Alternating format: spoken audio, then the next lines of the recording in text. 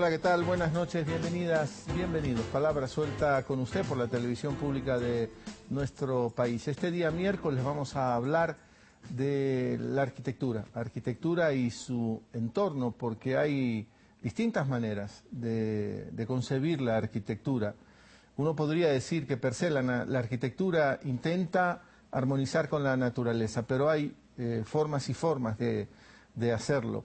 Y quizá es la misma naturaleza la que nos empuja a buscar esas formas. Tuvimos un terremoto, usted lo recuerda, y si no, se lo cuenta a aquellos o aquellas que no lo recuerdan, en 1987. Era la época del gobierno de León Febres Cordero. Hubo una ruptura del oleoducto, el Ecuador entró en una crisis profunda, pero también hubo desastres físicos, hubo destrucción de viviendas, y dos profesionales ecuatorianos, graduados en la Universidad Central, se dedicaron entre ese año, el año del terremoto, hasta 1991, a trabajar para las Naciones Unidas en la reconstrucción de esas viviendas destrozadas, y a partir de ahí se quedaron enganchados a algo con lo que trabajaron más cercanamente en medio de esa emergencia, la tierra misma. Nosotros hablamos del barro y tendremos que hablar entonces de Barro Viejo, que es una compañía que le propone un estilo distinto de construcción. Han salido fuera del Ecuador, han ido más allá de las fronteras de nuestro país, han estado en Bolivia, creo que también en Estados Unidos, ya lo averiguaremos. Son los arquitectos Fausto Acosta, ahí lo tiene usted en este mismo momento, y también nos acompaña Julio Guayasamín, que forman parte de Barro Viejo. Bienvenidos, gracias por estar en Palabra Suelta. Gracias, Javier. ¿Está bien esa introducción? Sí, muy bien. La leíste súper rápido. La leíste súper bien. Es una pequeña síntesis del origen de la compañía de ustedes y de esta forma de aproximarse de otra manera a través de la arquitectura. Sí. Ya vamos a ir pasando fotos para la audiencia, para que se vea el tipo de arquitectura que ustedes trabajan. Empecemos entonces, pero hay prejuicios. Sí. A ver, yo solo quiero que me hagan mi casa de hormigón, de bloque, hormigón, hierro, Claro. porque lo otro no me da cae. confianza. Se va rompiendo, parece, porque ustedes ya tienen más de 300 soluciones de vivienda con el barro. Así es. Verás, en realidad cuando estuvimos trabajando para las Naciones Unidas después del sismo, la única condición que ponía Naciones Unidas era que se construya con los materiales que tenían en la zona. Esto quiere decir la construcción, el rescate de la construcción que tenían los campesinos, siempre y cuando sea mejorado y a las técnicas de ahora, ¿no? O sea, mejorado en cuanto a resistencia para sismos y mejorado en cuanto a más claridad, sin humedad, que sean casas acorde a nuestra época.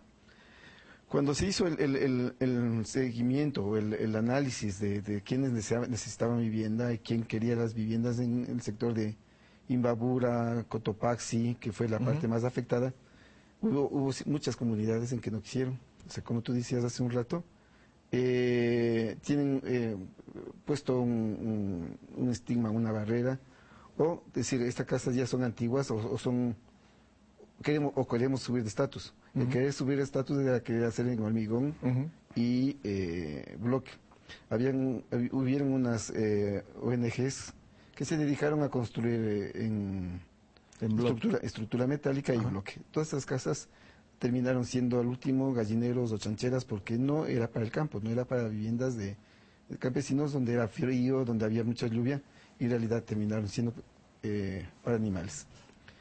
Las propuestas que nosotros hicimos fue esa, o sea, el que quería, y muchas comunidades dejaron de ser con nosotros justamente por este estatus que querían darse ellos de subir de categoría o quererse como de ciudad. Y aún ahora, después de haber trabajado en Naciones Unidas y después de querer, nos quedamos con el gusto, la tierra, de que podíamos lograr muchas cosas. Han pasado ya más de 20 años. Claro, de eso. ya más de 20 años, ¿no? Ajá. Sí, no me hagas acuerdo de tanta edad. Sin embargo, en un principio, desde el 91, yo trabajaba con Juan Alfonso Peña En esto estuvimos haciendo casas, pero era una casa al año, donde algún arriesgado quería, algún, entre comillas, hippie que quería hacerse algo así diferente, buscaba. Pero, ¿sabes qué? Poco a poco, es como antes, nosotros siempre decimos perdona, Fausto, ahí estamos viendo casas construidas con esta tecnología, por decirlo así, barro viejo, las casas que hace barro viejo, pero bueno, ahí veo como piedras sí, ¿no?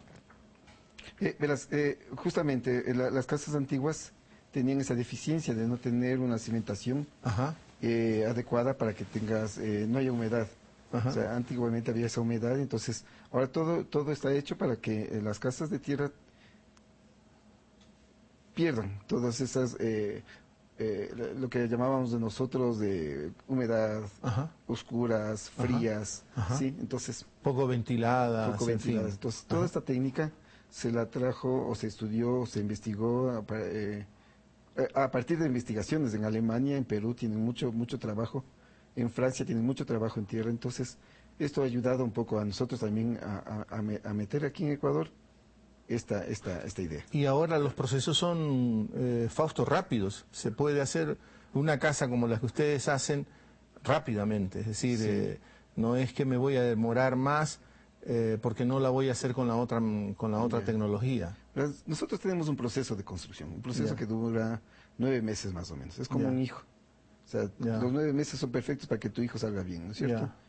Querer acortar espacios es apurar un poco la cosa, ¿no? O sea, hay tiempos de secado, hay tiempos de querer hacer las cosas artesanalmente. O sea, mientras nosotros diseñamos... Fausto, perdona que ahí me toca interrumpirte a ti de nuevo. Es que estamos viendo ya acabados, ¿no? Sí. Casas acabadas. A priori, así yo puedo decir, por lo menos desde mi óptica, que se ven bellísimas, ¿no? Esa casa, por ejemplo, ¿cuántos metros cuadrados de construcción? Esa casa tiene aproximadamente unos 280 metros cuadrados. Casa grande. Sí, es casa grande. Julio Guayasamín ya. Es una casa que tardó ¿cuánto tiempo? Como dijo Fausto, Julio, 9 meses. Sí, 9, 10 meses aproximadamente. De construcción. De construcción. Casa cálida, casa seca, casa ventilada, casa con buena luz. Casa térmica. Casa térmica. Lo que quiere decir, Julio, perdona si te interpreto bien, que cuando hace frío te abriga y cuando hace calor te refresca. Exactamente. Esas son las virtudes que tiene la tierra. Atrapa el calor del sol y no bota muy rápidamente. Mantiene siempre la misma temperatura. Fausto nos decía que el prejuicio era que no van a ser sismos resistentes, que van a tener problemas de mantenimiento. ¿Cuál es la realidad? ¿Qué les dice a ustedes la experiencia? Justamente la experiencia nos ha hecho lo que decía Fausto, acotando lo que él decía. Hemos ido mejorando tecnológicamente la construcción misma de las viviendas. Y eso ha permitido que las viviendas tengan una mejor resistencia a los sismos. No podemos decir que son antisísmicas, no hay nada. No hay nada antisísmico en este mundo. Pero resisten mejor a los sismos, son sismos resistentes. ¿Por qué? Porque son más flexibles. Exactamente. Primero porque nosotros hacemos una cimentación corrida de toda la casa. Sobre esa está asentado el tapial. En este caso nosotros trabajamos mucho con el tapial. Podríamos decir, Julio, que se trata de un estudio del cálculo estructural, digamos. Claro, más o menos. Arriba le amarramos, digamos que hacemos prácticamente lo mismo que se hace con el hormigón. Amarramos las paredes de tapial con soleras y sobre eso ponemos una estructura un poco más liviana que es del bareque. Entonces eso nos permite que toda la casa, la vivienda se mueva más monolíticamente. Instalaciones eléctricas, instalaciones de agua, todas quedan ocultas. Todas quedan ocultas. Eso sí, siempre nos cuidamos que todo lo que es instalaciones, especialmente de agua y potable, tanto fría como caliente, no estén dentro de la casa. Todos hacemos un anillado alrededor de la casa y solamente por donde es necesario le introducimos la... ¿Y por qué eso, Julio? Siempre hay...